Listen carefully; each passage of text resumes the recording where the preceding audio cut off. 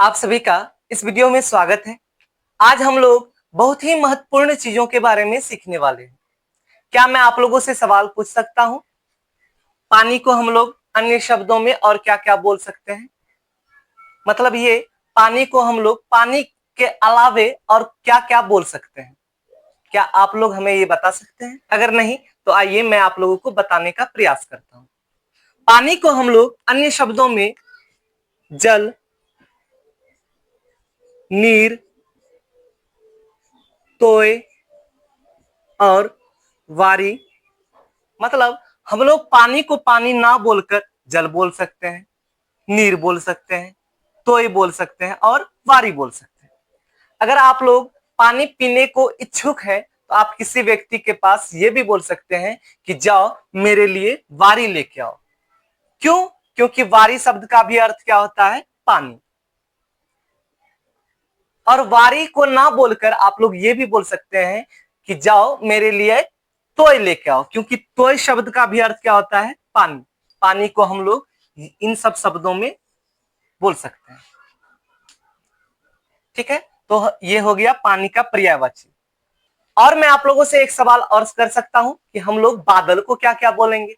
जैसा कि अभी बरसात का मौसम है, बरसात के इस मौसम में बादल को आप लोग आकाश में देखते होंगे। आकाश में बादल बहुत देखते होंगे, तो बादल को हम लोग अन्य शब्दों में क्या क्या बोल सकते हैं? क्या आप हमें ये बता सकते हैं?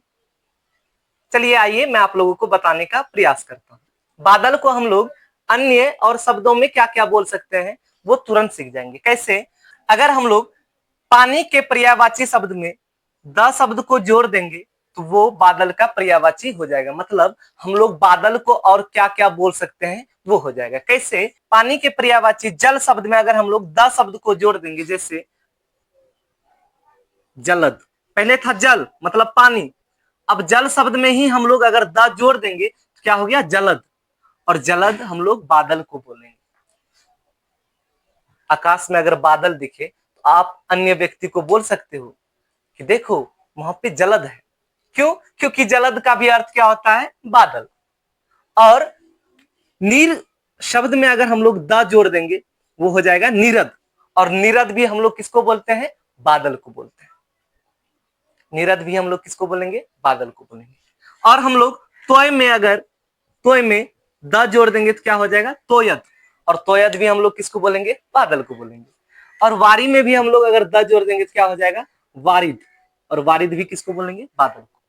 अगर आप लोगों को आकाश में बादल दिखे तो आप दूसरे व्यक्ति के पास ये भी बोल सकते हैं कि देखो देखो आकाश में कितने वारिद है, देखो देखो आकाश में कितने तोयद है।